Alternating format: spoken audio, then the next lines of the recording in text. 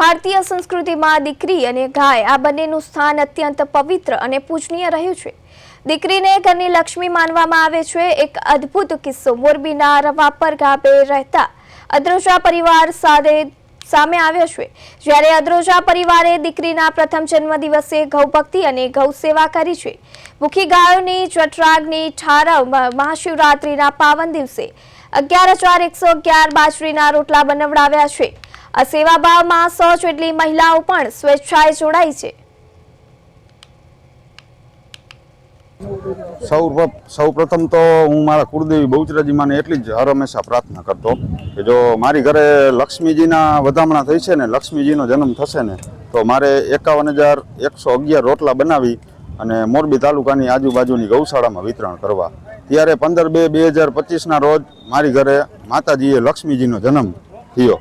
પછી રવાપર ગામની ખરાવાડમાં એક એવું આયોજન કર્યું, મંડપ સર્વિસ ગોઠવીને 120 ચૂલા મૂક્યા, 120 મહિલાને બોલાવી, સ્ટાફ કે જે રોટલા બનાવવાવાળા, અને અમારી આજુબાજુના 100 સ્વયંસેવક ગ્રુપના ને બધા લગભગ 4 થી 5 દિવસ કાર્યક્રમ આવેલો। તનતોડ મહેનત કરી અને 51,111 રોટલા બનાવી અને મોરબીની આજુબાજુની બધી ગૌશાળામાં પહોંચતા કર્યા।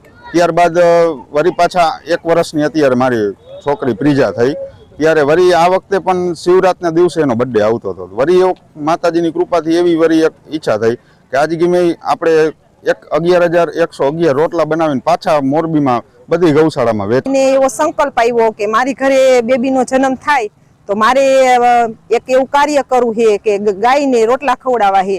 તો 15/2/2025ના દિવસે એની ઘરે ઢીંગલીનો જન્મ થયો, તો એને ગયા વર્ષે 51,111 રોટલાનું આયોજન કર્યું અને 100 થી વધારે ચૂલા અને મોરબીની તમામ ગૌશાળામાં કહીએ કે રોટલાનું વિતરણ કરવામાં આવ્યું। અને અત્યારે 12 મહિનાની ઢીંગલી થઈ છે, તો એને પાછો એવો સંકલ્પ આવ્યો કે બર્થડે પાર્ટી, ખોટા ખર્ચા એ અટકાવવા માટે મારે પાછું આ આયોજન કરવું છે અને કહીએ જનતાને અને સમાજને આવી પ્રેરણા મળે કે ખોટા ખર્ચા નહીં કરવાના અને ગાયોને અને આવું ધર્માદારનું કાર્ય કરવાનું। તેથી હું આ જયભાઈને કહીએ કે બિરદાવું સમાજને આવી પ્રેરણા